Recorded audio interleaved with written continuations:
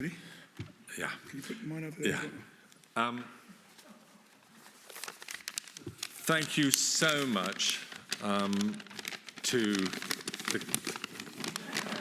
No, that's not right. Thank you so much to the Carnegie Foundation and family. Thank you. We are deeply honoured. Deeply honoured. And also, Tom, thank you very much. Indeed, we're so thrilled it's you. Tom's been very generous to Comic Relief. And I remember him coming to our aid when Live Aid and Make Poverty History ran out of money before we'd asked for any.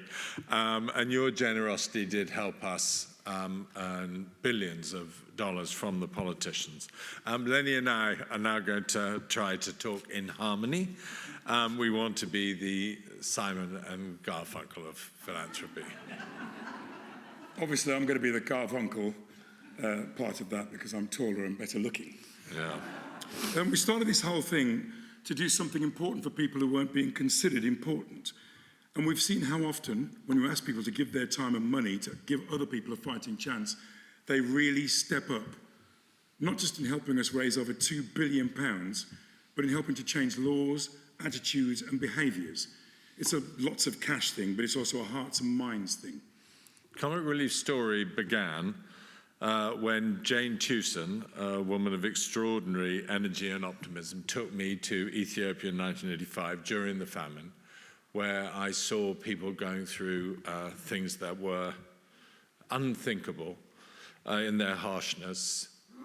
And when we got back to the UK, I remember thinking maybe we can do something ourselves as comedians. And Comic Relief, since then, has been trying to tell people the tough things that are happening in the world, tell them that they can do something about it, and tell them they can have fun while doing it.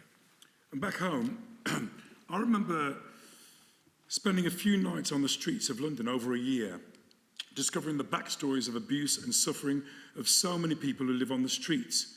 One of the things about Comic Relief that has been immensely important is that it supports projects both at home and abroad. Charity may begin at home, but it's also wonderful when it embraces and supports people who live thousands of miles away. We are deeply honoured to be here and to have been held to be acting according to Andrew Carnegie's instruction about what constitutes a worthwhile life. To try to make the world in some way better than you found it is to have a noble motive in life. He also said, there is little success where there is little laughter. Dude was clever.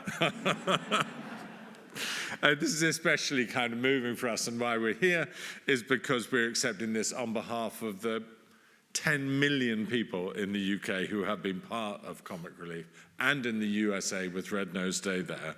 There are millions of people on this stage with us. Yes, it's really crowded up here.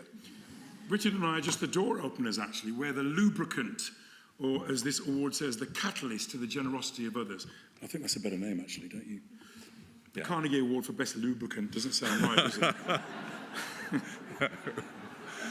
Oh, dear. We believe... That's how I got this kilt on.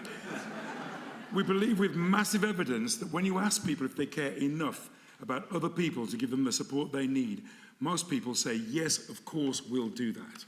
It is very unwise to underestimate the grace and generosity of normal people around the world. We especially want to thank everyone who's ever worked for Comic Relief. There are 4 of them here tonight, including our wonderful CEO, Samir Patel, and they are all much harder workers than us every day of the year, working with such brilliance and inspiration. This award is for them also, and for the people who work in all the thousands of projects we support. We've seen a lot of them. I've seen them at work, home, and abroad, and they're extraordinary, passionate, and effective. We are living in very strange times. Carelessness and callousness about the well-being of others is on the rise. And suddenly it seems to me that the red nose is a different thing. It is now a determination, a red badge of courage.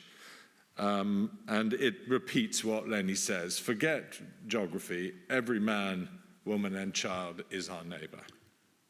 There are so many people out there living the toughest of lives, and so many brilliant young people especially, full of empathy, compassion and imagination. Thank you to the Carnegie Foundation for being a catalyst to all their hopes and aspirations. Comic relief is the most, this is because of this man here, important thing I've ever done in my entire life. It's an extraordinary thing to have been involved in this. Your work, and I hope ours, will inspire a whole new generation to continue to give selflessly and allow others to live their best lives, knowing that we've got all their backs. So we'd like to end with a couple of verses from a very famous poem here in England by the British author. What? Are the choir going to accompany this? No, we have to do it on our own. Oh, no. This is by the British poet Sheena Pugh. She's from the Midlands. From the Midlands. That's where I'm from. It says something of our concern and our optimism. Okay, you go first. A people sometimes will step back from war. The poem's called Sometimes. A people sometimes will step back from war, elect an honest man, decide they care enough that they can't leave some stranger poor.